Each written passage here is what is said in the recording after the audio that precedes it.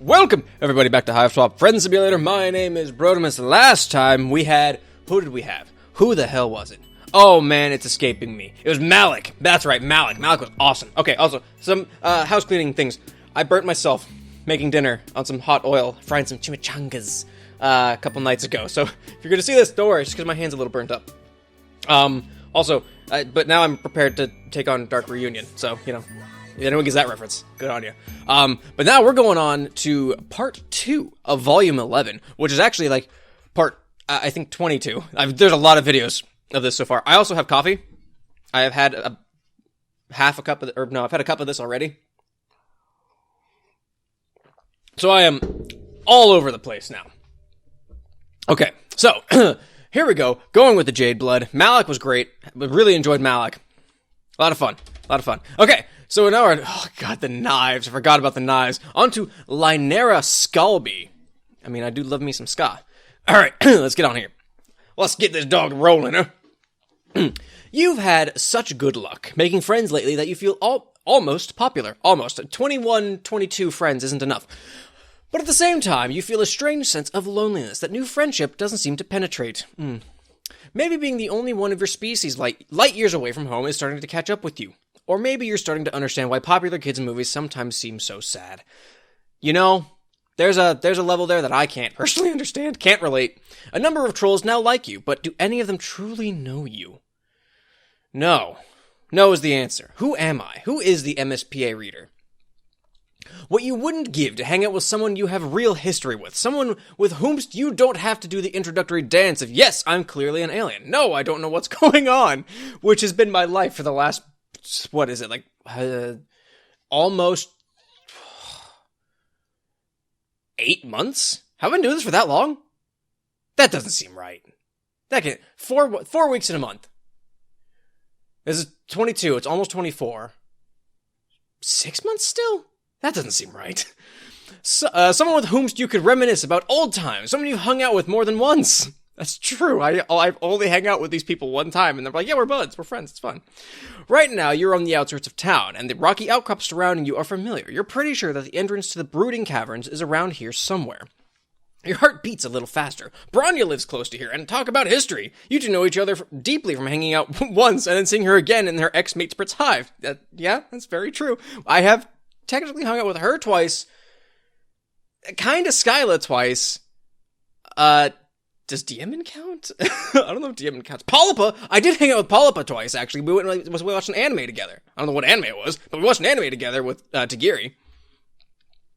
Plus, you have a phone now. You have the power to text first. I do.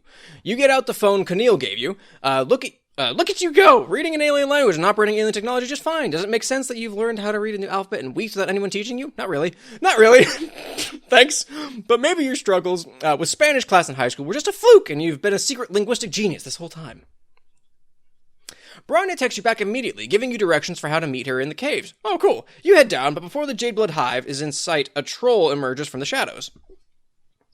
At first you think it's Bronya, but you freeze mid-wave when this new troll steps into the light. Bronya doesn't wear glasses, and she has never glared at you like that.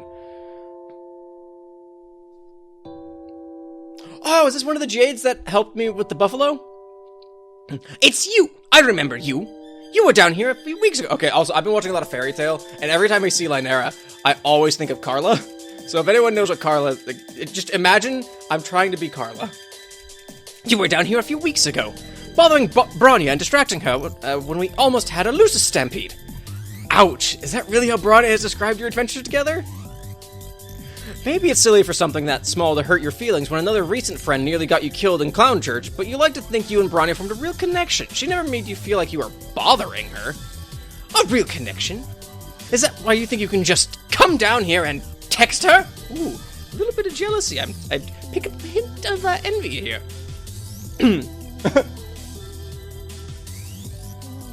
Holy shit, is Lanera... I don't know her name. Thank you. Is Lanera reading Bronya's messages? Does Bronya know she's been doing that? That's none of your business. Bronya and I are best friends. I'm just looking out for her. She has a lot of Jade Blood responsibilities, and doesn't need anyone shifty coming in to disrupt her. You have to wonder if Bronya would agree with the statement made on her behalf, and you sure would like to see her in person and confirm for yourself. Oh, you'd like that, wouldn't you? Why did you tell me? What is the nature of your relationship?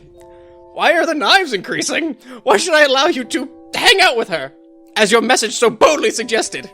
Bluffing has saved your ass in some bleak situations before, but you could also go on the offensive here. You're concerned about Bronya's privacy now, and as her friend, maybe you shouldn't just look the other way. Make wild claims about your friendship with Bronya to save yourself. What right does Lanera have to creep on Bronya's phone? Yeah, what right do you have? Granted, privacy doesn't really exist here in Alternia, but you know what? I'll be damned if you're gonna be peeping in on Bronya's private conversations. You puff up with all the self-righteousness you can muster, which ain't a whole lot. The nature of your relationship with Bronya is between you and Bronya, and you're not doing anything suspicious by wanting to see your friend. In fact, it seems a lot more suspicious that Lanera is trying to intercept anyone who messages Bronya. What possible reason could she have to justify that?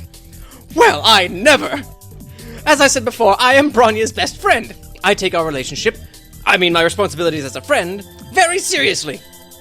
You press the issue, narrowing your eyes and crossing your arms over your chest. Her responsibilities as a friend, huh? Sounds kind of... fishy. Fishy? Are you serious right now? Are you really coming down here making fish puns like some kind of sea dweller? That is so suspicious. Who knows what Bronya decided to show you when you tricked her into trusting you? Not that we have anything to hide, but who knows? If you're at all associated with sea dwellers, then we have a pretty big concern on our hands, don't we? You've heard of sea dwellers by now, but none of your friends have talked about them much. Mostly you've gathered that they dwell in the sea. And Polypa killed one. You don't know why it would be extra bad for you to be one of them, but it's clear you need to backpedal. So, sea dwellers... Sea dwellers are the next step above Purple Bloods. Above Jahud. And you see how they are around High Bloods. As their name suggests, they only dwell... Also, this music is fucking awesome. I'm really digging it right now. As the name suggests, they live in the sea. They have gills, but they can breathe on land still. They are remarkably strong. They're also the next rarest besides Fuchsia Bloods, which is like, the Empress, her heir, and Fefri and Homestuck. Which I think she is the heiress at that point, because I think Trizza is, like, the Empress, the Condess. The Condess? Yes, the Condess. But Sea Dwellers, like what Eridan was in Homestuck, I think they're called Violet Bloods.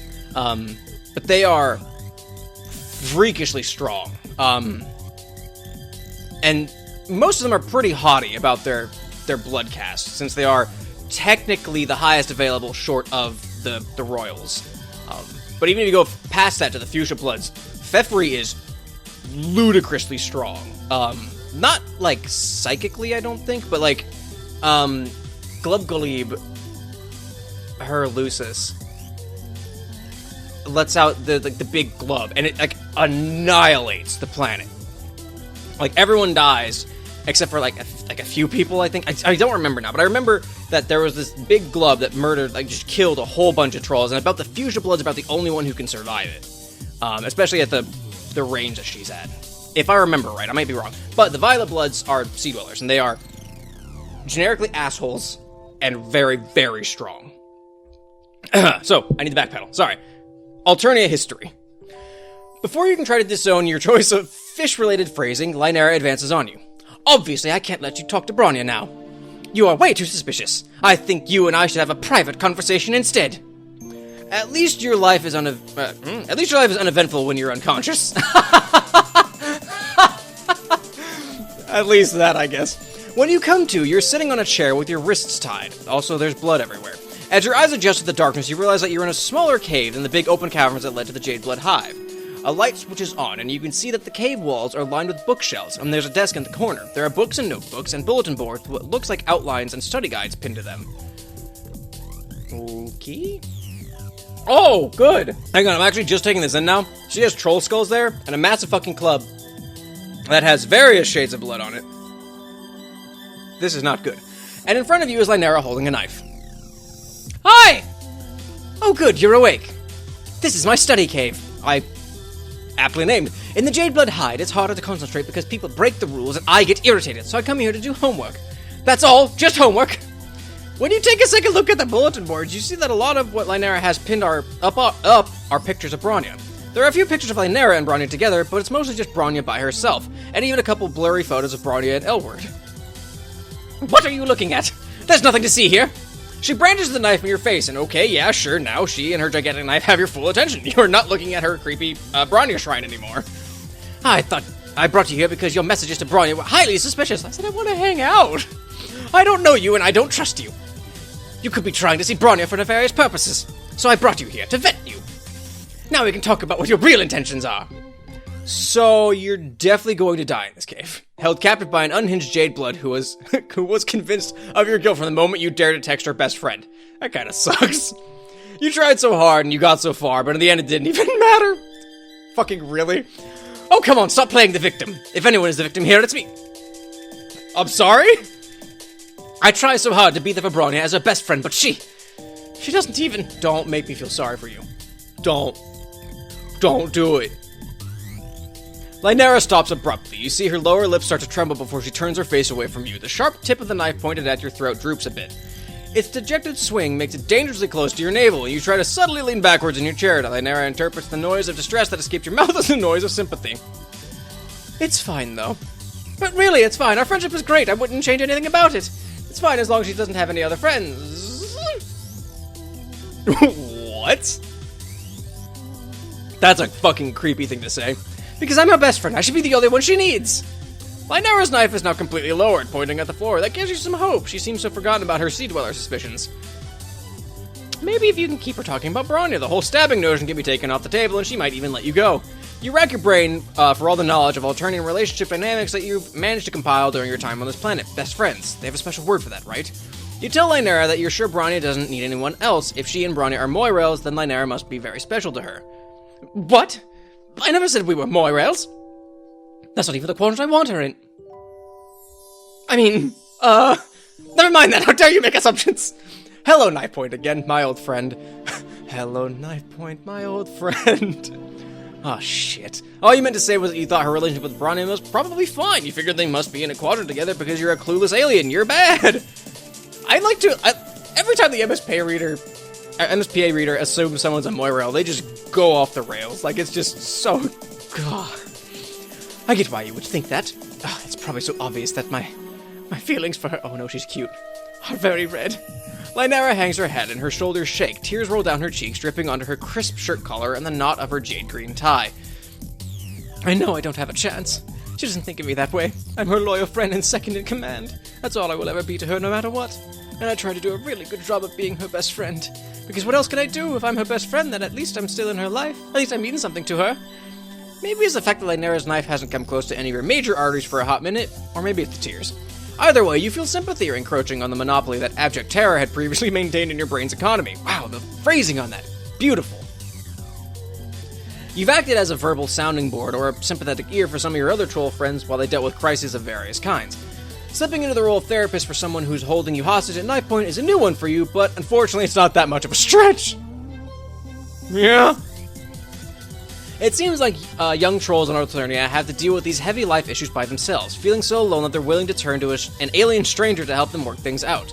Then again, maybe life is that grim and isolating for human teenagers too, and you just never noticed before. That's a fair point. I'm past that stage in my life, but I just don't like to talk about my problems, so... Maybe everyone's too... Maybe everyone's too mired in their own shit to look up and realize that the moo beast fecal matter is waist high for everyone around them too. You clear your throat and speak with as much consoling gentleness as you can muster while your head still throbs from where Lanera knocked you out. It seems like trying to be Bronya's best friend isn't making Lanera very happy. Of course it isn't making me happy. I can't keep her from having other friends no matter how hard I try. That's a really fucked up thing to say. And she's amazing, so of course everyone wants to be her friend. Including you, apparently! You barely even had a chance to miss that knife before it's waving around again. Yikes. Your friendship with Bronya is nothing like her relationship with Lanera. You don't count as any kind of competition.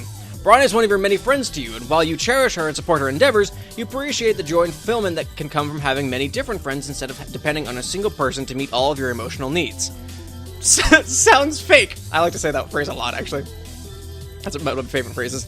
Why would I ever want any friends besides Bronya? She's my whole world! Okay, but consider for a moment, it seems like it's painful for Lanera to be relying on Bronya to be her whole world when Bronya isn't doing the same in return. Has Lanera ever talked to Bronya about any of this? No, never. I'm terrified to tell her how I feel. Being her best friend feels awful. Sir, strange. That is a weird juxtaposition there. But losing her would be so much worse. I can't take that risk. But if Lanera never talks to Bronya about her feelings, she'll always be unhappy because she wants more.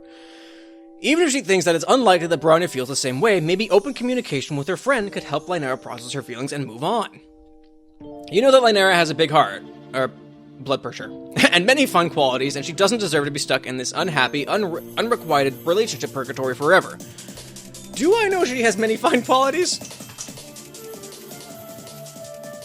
I mean, she has a nice knife, but it's about the extent of my knowledge. She's just threatened to kill you and just clearly murdered other trolls because of this.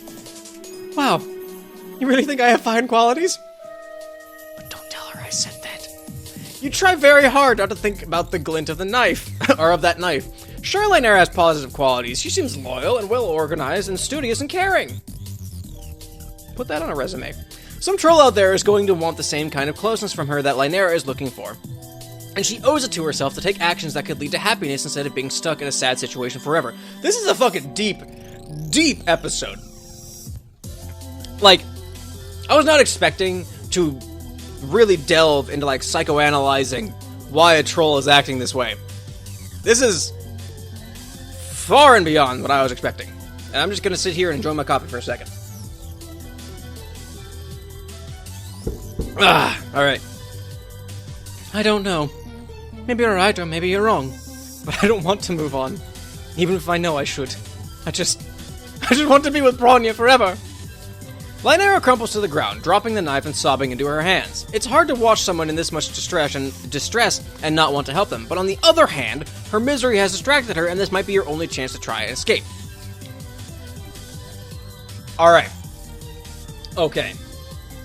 This seems like one of those choices where there's an obvious choice that ends up being the wrong one. So it's like, is attempting comfort gonna end up with me getting a knife in the throat? Or is attempting escape? Oh, man. I'm gonna... You know what? We're gonna do either one. If I fuck up, I'm just gonna try the other one. So we're gonna try and attempt comfort first. You remember what you did for Palapa when she was up... Oh, fuck. Damn it! So, am I, like, officially Palpa's Moirail? That's not a... That can't be right, right? When you remember what you did for Palapa when she was upset. Sitting in a chair with both hands tied behind you doesn't make for ideal shoosh-papping conditions, but maybe you can approximate the gesture? Lanera is huddled crying on the floor, and you think you could maybe get close enough to lean your knee against her back or something. Hopefully that would be interpreted in the same way as the classic palm-to-cheek move. You inch your chair close to her, but you lose your balance and wobble and then topple forward. Lanera's discarded knife is right there, sharp edge ready to plunge right into your incoming soft body, but then Lanera moves quickly and grabs your chair and saves your life. Oh shit, that was a close one. You really could have died. She stares at the knife with huge round eyes, clearly shaken up by your near-death experience just now. Considering how often you nearly die these days, you feel more blasé about it, but you're glad it's having an impact on her if it makes her rethink the whole kidnap and stab thing. Or as I like to say, the kid stab thing. That's a terrible thing to say. Don't think that. I'm so sorry. I don't want you to actually die. I saw that you were doing, I saw what you were doing with that chair when you fell. You were trying for the traditional seated frond hinge shoosh pap because I was upset. Oh, good. I inadvertently did a traditional move. It was very kind of you to try and console me. I never really thought you were a sea dweller, you know? Maybe what I'm doing is... wrong. Lanera sets her jaw with conviction, and with one slash cuts you free of your bonds. You get to your feet, stumbling a bit because your leg fell asleep, and you can't believe you're getting out of the situation without any blood loss. Yet. You feel positively elated about this turn of events, but Lanera still looks sad. You're free to go. You must think the worst of me after all this. Well, you're not going to lie. This wasn't the best start to a friendship you've ever had. But, horrifyingly enough, it also wasn't the worst. That is a good point. You feel for Lanera, and you want to show her how a real friend-making aficionado gets out there and meets people. You think making new friends could help her feel less clingy about Bronya. Oh, you would really do that for me? I'm not so sure about new friends, but you do seem to know what you're talking about. You know where to go with Lanera to teach her how to make new friends. Just flat out. She's probably a bit too uptight to enjoy the music clubs you've been to, and you don't think that troll studying in the book hive would take kindly to a lot of loud, friendly conversation. You just... Okay, so we're still going with this. You decide to go to the cafe that Elward... No! Don't go to the place where you met Bronya's ex. That's a terrible idea. Son of a bitch. Also, why is there a barista here? Shouldn't this shit be automated? You decide to go to the cafe that Elward introduced you to. Thankfully, you're not having an excessive bodily force poetry night, since you're not sure that would be Lanera's scene. There are a number of ceruleans here, but you also spot a few indigos and teals and a cluster of defiant-looking olive-bloods with some yellows, all sitting together. The crowd is overall less pierced and undercutted than it was when you were here with Elward, and the vibe is laid back, with all the trolls just sitting around and quietly chatting. Boy. You order the drinks, already taking for granted your newly acquired skill in reading troll language. Lanera is fidgeting when you sit down with her. This may come as a shock to you, but I don't get out of the caverns very much. I don't have time. There's so much to learn about Jade Blood life and troll reproduction, and Bronny needs my help to maintain order. It's not very often that I have to, interact with trolls of other blood colors. You're not sure what's making her uncomfortable, the trolls around here that are lower than her on the human spectrum, or those that are higher. You've worked out by now that Jades are right in the middle. So maybe Lanera identifies with neither the haves nor the have-nots. From what you remember, neutrality is a big concept with Jades. You assure Lanera that it's natural to be a little nervous. Most people feel like they're stepping out of their comfort zone when they make new friends, or when they make a new friend. If there's one thing you've learned as Alternia's resident friend-making expert, it's that terror and embarrassment are par for the course, but it's worth it in the end. I'm not nervous or embarrassed. It's just, I don't know. Everyone seems disorganized and suspicious and untrustworthy and unknown. You have to bite your lip to keep from laughing. It's not even funny. It's just that Lanera is hissing all her words and leaning in towards you and glaring at the rest of the room, and the overall effect is weirdly endearing. Like someone put a 1950s school uniform on a feral cat. Before you can try again to reassure her, a new troll ambles up to your table. She looks friendly. That's a friendly amble. A friendly amble. I love that. She's wearing glasses and carrying a book bag and has a teal symbol on her chest, so she might be a nerd. A nerd like Lanera. More like Lynerda. This could be a good new friend match. New friend?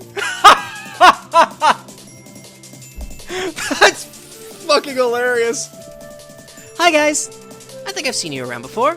Do you also study at the Book Hive? You open your mouth to invite this new friend to sit down. Before you can respond, Lanera interjects. That's not any of your business, is it? Why do you even want to know? Obviously, anyone who goes to the Book Hive to study goes there for peace and quiet. So why would... Oh, boy. So why would you think... So why would you think that you could bother us just because you recognize us from there? Okay, geez. My bad, never mind. See you around, never. And just like that, a golden opportunity for friendship has gone up in a puff of smoke. What was Lanera thinking, being so rude? Does she want to learn how to make new friends? I changed my mind, okay? There's no way... Wow, okay. Aside from, like, the murderous aspects, actually, ironically, or coincidentally enough, her attitude matches Carla's very well from Fairy Tail. Wendy is the only friend. Everyone else can get fucked. There's no way I could be friends with any of the people here. I don't know them, it's not like I know you. You're surprised to hear that Lanera feels so positive about you when she was ready to stab you an hour ago. She takes your hand in both of her hands, squeezing your fingers tight. I know we didn't get off to a great start, and that's my fault, but I can make it up to you. We're friends now, we'll be friends forever. And I won't call anyone who ever even thinks about trying to fuck with you. This is not quite the lesson you had hoped to teach her about making friends, but maybe with her fierce loyalty and possessive streak spread out between you and Bronya, Lanera can be a little more low-key about being a friend to you both. The determined look in her eyes and the ominous glint of her glasses don't scream low-key, but change doesn't always happen overnight, and you believe in second chances. You believe that Lanera will be capable of healthy friendship someday. Friendship! Scrawled in blood across the wall. Ah, that was a good one. I also don't know if I ever showed you this. Actually, it's a Scorpio mug, because that's my sign. So, Vrishka has my troll for a while. That was fun! That one was a lot of fun. I really like Volume 11. I got equal parts really chill and normal dude, and fucking insane. Wow! She's crazy. That was a good one. I really liked that. That one was a lot of fun. Man. Someone mentioned on the last video for Malik that bronze blood that he had working with him and Diemen. Someone pitched the idea that might be the Tetrarch. That might be Damek from Hiveswap Act 1. And I was like, that's an interesting theory, and I hadn't even thought about that before. I mean, I guess we'll see. But I was like, that's really interesting. I don't know if it is, but it's neat to think about. Man! I kind of wish I got to see Bronya. Maybe like in one of the bad endings I get to see Bronya. But that one was I like that one a lot. That one was a lot of fun. And it's interesting that, like, I was wrong. Like, I picked right the first time around. Just added to the ever-growing list of things I need to fuck up later. God. The knife thing really had me unsettled.